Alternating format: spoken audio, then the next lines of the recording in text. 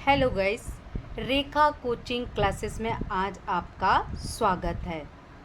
आज हम पढ़ने वाले हैं अनुवाद। तो आज जो हम चैप्टर पढ़ने वाले हैं उस चैप्टर में बच्चों को बहुत सारा कन्फ्यूज़न होता है, उसे याद करने में बहुत ही ज़्यादा वक्त लगता है। तो आनुवंशिकता का अर्थ क्या होता है, मैं उसे बहुत ही सरल शब्दों में समझाऊंगी और आप उसे समझिए और समझेंगे तो बहुत ही अच्छे तरीके से आपको लर्न होगा। तो आनुवंशिकता का अर्थ होता है अनु मतलब आगे, वांशिकता का अर्थ होता है वंश में, यानी जब कोई भी गुण या लक्षण जो होता है एक पीढ़ी से दूसरी पीढ़ी में जाता है और जब ये लक्षण एक पीढ़ी से दूसरी पीढ़ी में जाने लगते हैं तो हम इन गुणों में परिवर्तन और उनके बारे में जब पढ़ेंगे तो वो प्रक्रिया कहलाती है आनुवंशिकता। तो आपकी आनुवंशिकता की परिभाषा देखेंगे। आइए, जीवधारियों में पीढ़ी दर पीढ़ी विभिन्न लक्षणों का संचरण क्या कहलाता है? आनुवंशिकता। ध्यान से फिर से रिपीट कर रही हूं मैं, आप समझिए। जीवधारियों में पीढ़ी दर पीढ़ी लक्षणों का अध्ययन करना। अगर आपको इस भाषा में याद होता तो आप इसी भाषा को भी लिख सकते हैं कि जीवधारियों में पीढ़ी दर पीढ़ी विभिन्न लक्षणों का अध्ययन करना क्या कहलाता है? आनुवंशिकता कहलाता है। अगला है हमारा कि आनुवंशिकी है क्या? तो विज्ञान की वह शाखा जिसमें आनुवंशिकी लक्षणों और उनके संचरण और कारणों का क्या किया अपन ने? अध्ययन किया। यानी जिस विषय में हम पूरा इतना डिटेल जान रहे हैं वो किसकी शाखा कहलाएगी? आनुवंशिकी कहलाएगी। आइए अगला क्वेश्चन जानेंगे। अब हम जानेंगे आनुवंशिकी की बहुत महत्वपूर्ण परिभाषाएं। ये छोटी छोटी परिभाषाएं हैं जो 1 नंबर और 2 नंबर में पूछी जाती हैं, बच्चों से नहीं बनती है, याद ही नहीं होता है। तो आनुवंशिकी कहलाता क्या है? तो देखिए, मेंडल ने जीन को कारक एवं फैक्टर कहा, अतः जीन आनुवंशिकता की इकाई है। तो आपका प्रश्न आएगा कि जीन क्या है? तो आप बिल्कुल आसान भाषा में लिखेंगे कि मेंडल ने जीन को कारक एवं फैक्टर कहा, अतः जीन आनुवंशिकता की इकाई है। यहाँ 2 क्वेश्चन हो गए कि आनुवंशिकता की इकाई किसे कहा जाता है? तो जीन को कहा जाता है। जीन छोटे छोटे कण के समान रचना होती है जो क्या होते हैं? कारक एवं फैक्टर होते हैं। कारक और फैक्टर यानी जो गुणों को कोड करने का क्या कर रहे हैं? कार्य कर रहे हैं। तो मेंडल ने उसे कारक फैक्टर कहा। ठीक है, अगला क्वेश्चन होगा प्रभावी लक्षण क्या कहलाते हैं? अगली जो परिभाषा है वो प्रभावी लक्षण की परिभाषा। प्रभावी लक्षण किसे कहते हैं? तो याद रखिए, जब विपरीत लक्षणों के जोड़ों में क्रॉस कराया जाता है तो पहली पीढ़ी में जो लक्षण प्रदर्शित हो जाते हैं, जैसे लाल और सफ़ेद का क्रॉस कराया तो लाल के गुण उत्पन्न हो जाएं, सफ़ेद के ना हो, तो वो जो लाल के जो गुण उत्पन्न हुए तो वो क्रॉस में जो प्रभावी लक्षण है वो ऊपर उभरा हुआ दिखे, वो कहलाता है प्रभावी लक्षण। और जो लक्षण नहीं दिख रहा है, सफ़ेद वाला लक्षण, वो कहलाता है उसका अप्रभावी लक्षण। तो हम जानेंगे उसकी परिभाषा। जब विपरीत लक्षणों के जोड़ों में क्रॉस कराया जाता है तब पहली पीढ़ी में लक्षण छुप जाते हैं। उस छुपे हुए लक्षणों को ही कौन से?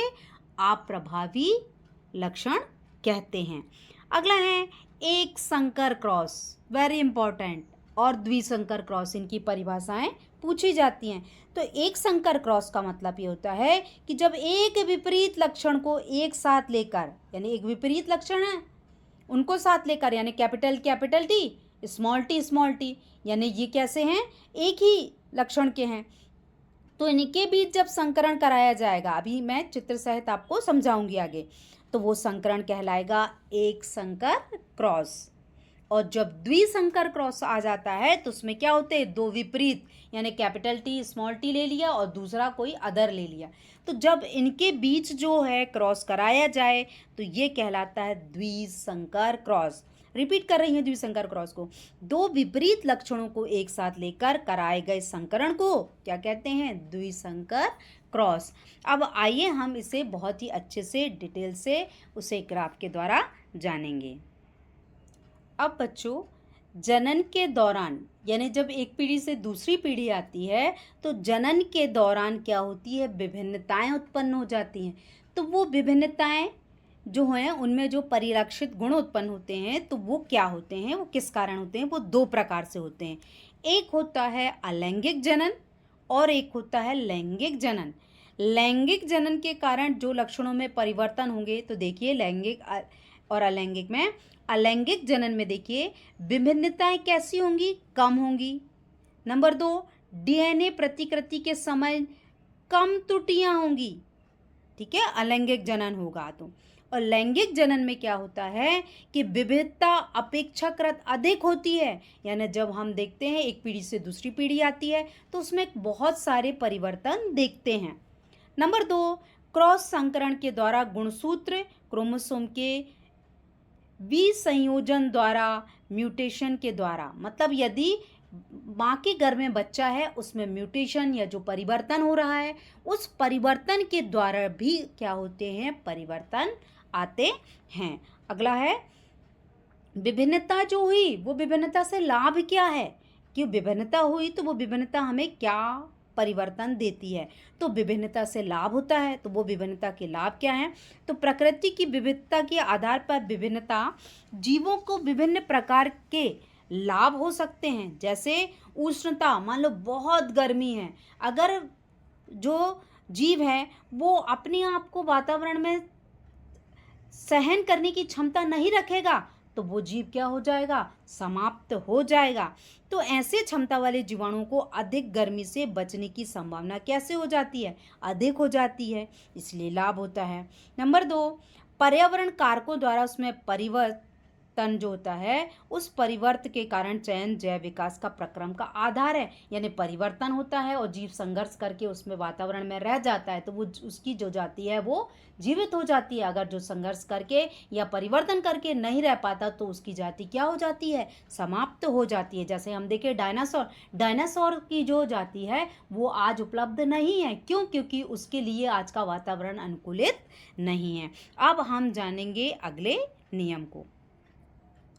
आइए अब हम जानेंगे कि मेंडल का योगदान क्या था। वेरी इंपॉर्टेंट, पेपर में पूछा जाता है, आप इस वर्णन को बहुत अच्छे से समझेंगे कि मेंडल ने क्या दिया और किस प्रकार के पौधे या किस तरह के बीजों का उपयोग किया था।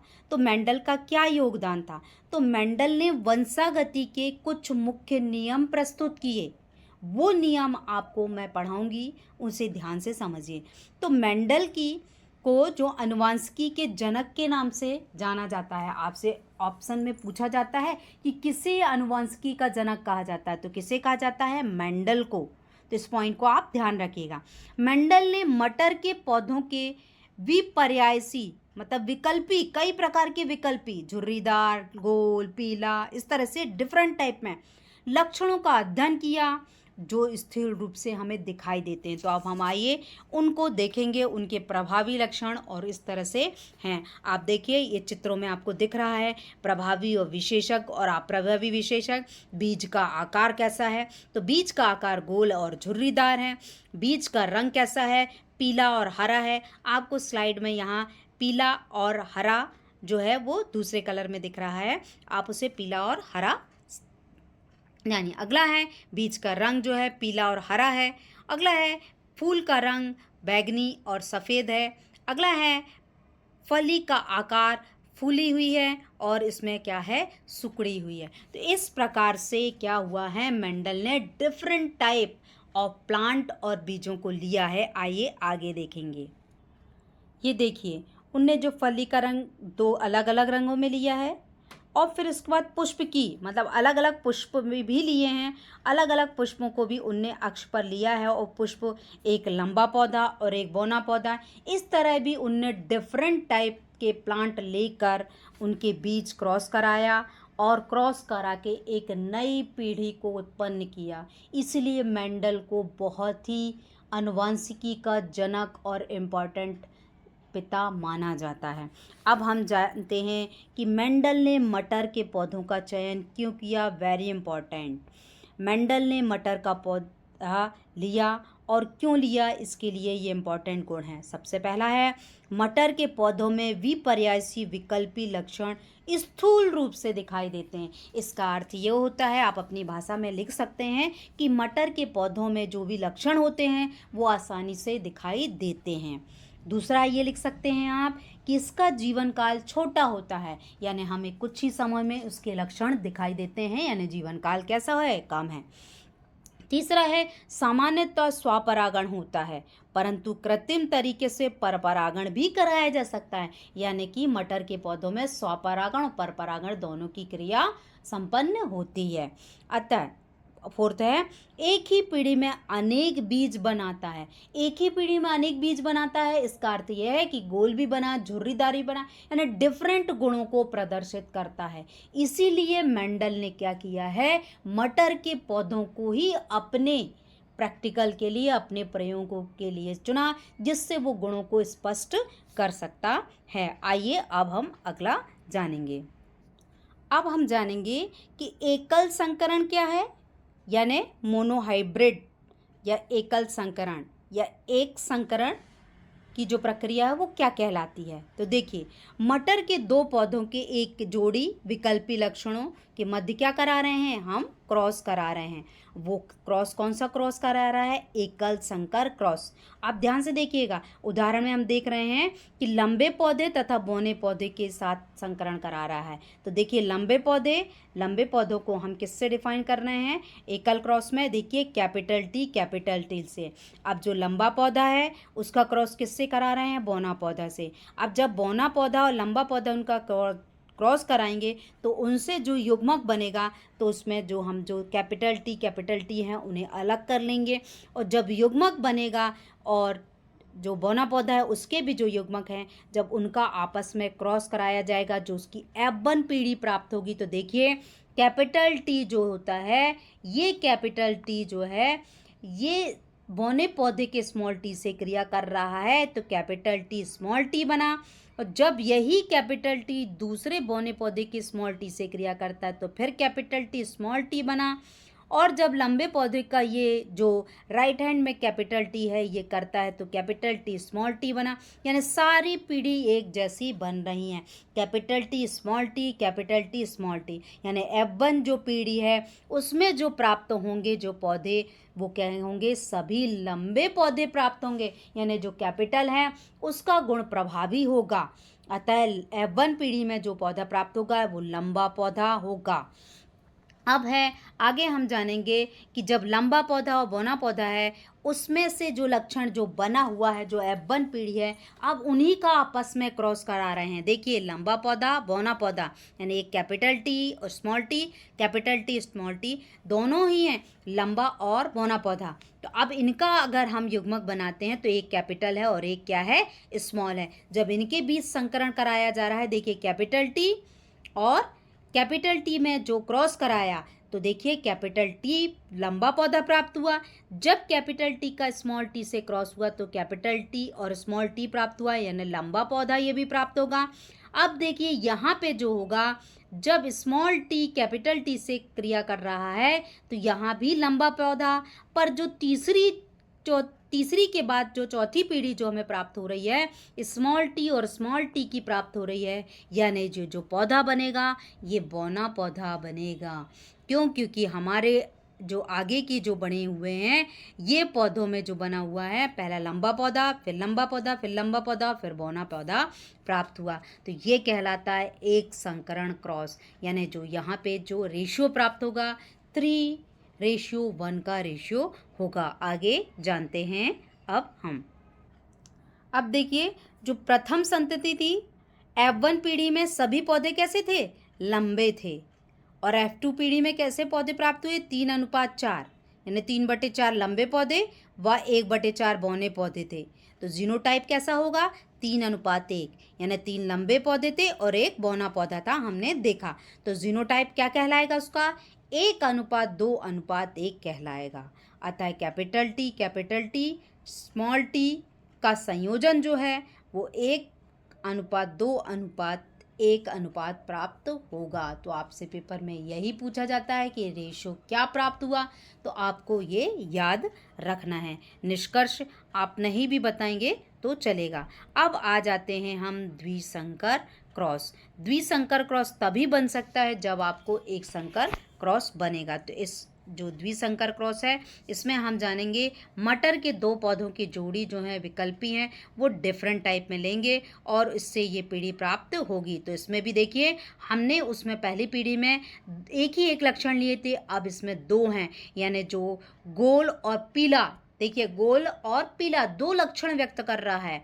और दूसरे में भी देखिए झुर्रीदार हरा, यानी जो आगे युग्मक बनेंगे तो इसमें देखिए कैपिटल आर और इस कैपिटल वाई है, यानी गोल पीला। और इसमें झुर्रीदार जो है तो इसमें एक स्मॉल आर लिया है और एक स्मॉल वाई लिया है। जब इनकी पीढ़ी जो प्राप्त होगी, ये जो स्वपरागण से पीढ़ी प्राप्त होगी वो capital R, capital Y, small Y जो स्वपरागण है। अब हम इसको देखते हैं कि जो चेकर बोर्ड की सहायता से जो पीढ़ी प्राप्त हो रही है, तो ये चेकर बोर्ड आपको मैं बहुत अच्छे से अलग तरीके से समझाऊंगी। इस चेकर बोर्ड से हमें जो पीढ़ी है वो पीढ़ी प्राप्त होती है। चेकर बोर्ड को आपको बहुत अच्छे से बनाते आना चाहिए, तभी आपको क्या होगा, ये पूरा क्रॉस समझ में आएगा। तो यही कहलाता है द्विसंकर क्रॉस। इसका जो रेशो है वो पेपर में ज़्यादा इम्पॉर्टेंट होता है, वो रेशो पूछा जाता है। तो ये रेशो आपको याद रखना है कि द्विसंकरण क्रॉस में जो रेशो प्राप्त होता है 9:3:3:1 का रेशियो प्राप्त होता है। इस प्रकार से आप याद रखेंगे कि 2 अलग अलग जब स्वतंत्र वंशागत की प्राप्त होती है तो उनका रेशियो हमें इस प्रकार से प्राप्त होता है। आइए अगला क्वेश्चन। अब हमारा अंतिम वर्णन है कि मानव में लिंग निर्धारण कैसे होता है, कि मानव में जो संतति होगी वो लड़का या लड़की होगी या मेल या फीमेल होगा, ये कैसे जानेंगे, तो आइए जानेंगे। तो हम जानेंगे कि जो नर और मादा में जो गुणसूत्र होते हैं वो कौन से होते हैं। तो आपसे पूछा जाता है कि नर और मादा के गुणसूत्रों को कैसे डिफाइन किया जाता है। तो नर के XY से डिफाइन किया जाता है और मादा के XX से किया जाता है। नर और मादा के जो गुणसूत्रों में जो जनन कोशिकाएं हों कि उनके गुणसूत्र आपस में क्रॉस करते हैं, तो देखिए इस प्रकार क्रॉस होता है और उनकी संतान बनती है। तो आपको याद रखना है ये लैंगिक गुणसूत्र कहलाते हैं। इन लैंगिक गुणसूत्रों में एक नर का जो होता है X और एक Y होता है, मादा के दोनों समान होते हैं, XX होते हैं। जब नर का जो युग्मक है, ये युग्मक में जो संतति में जो X है वो जब मादा के X से क्रिया करता है तो जो संतति बनती है वो XX यानी मादा बनती है। जब नर का X मादा के दूसरे X से भी क्रिया करता है तो भी जो संतान बनती है वो मादा बनती है। पर जब नर का Y जो है, ये गुणसूत्र मादा के X से क्रिया करता है तब नर बनता है, और जब नर का Y दूसरे मादा के X से भी क्रिया करता है तो नर बनता है। इस प्रकार कई बार देखा गया है कि जो एक माता पिता की जो संतान होती है, 2 बॉयज़ 2 गर्ल होती है, तो वो इसी संकरण के माध्यम से होता है। या ऐसा हो सकता है कि एक बार जब X ने Y से क्रिया की, जब क्रॉस होता है, और जब क्रॉस के दौरान XY क्रिया कर लेते हैं, उनका संकरण हो जाता है तो नर होता है, और जब XX क्रिया करते हैं तो मादा उत्पन्न होती है। इस प्रकार निर्भर करता है कि गुणसूत्र किससे आपस में क्रॉस करते हैं, और क्रॉस पर निर्भर करता है नर होगी या मादा। तो आधे बच्चे लड़के एवं आधे लड़की हो सकते हैं। सभी बच्चे चाहे वो लड़का हो या लड़की अपने माता में X गुणसूत्र प्राप्त करते हैं। अतः बच्चों का लिंग निर्धारण इस बात पर निर्भर करता है कि उन्हें अपने पिता से किस प्रकार के गुणसूत्र प्राप्त हुआ है। जिस बच्चे को अपने पिता से X गुणसूत्र वंशानुगत हुआ है वह लड़की, एवं जिसे पिता से Y गुणसूत्र वंशागत प्राप्त होता है वह लड़का होता है। तो ये कहलाता है लिंग निर्धारण। तो ये क्रॉस आपको आना चाहिए, ये पेपर में बहुत ही अधिकतर पूछा जाता है। अगले वीडियो में बहुत सारे प्रश्न उत्तर के साथ बहुत सरल तरीके से लेकर आऊँगी। मेरे वीडियो को लाइक एवं शेयर कीजिए और सब्सक्राइब कीजिए। अगले वीडियोज़ में मिलते हैं। Thank you for watching my video.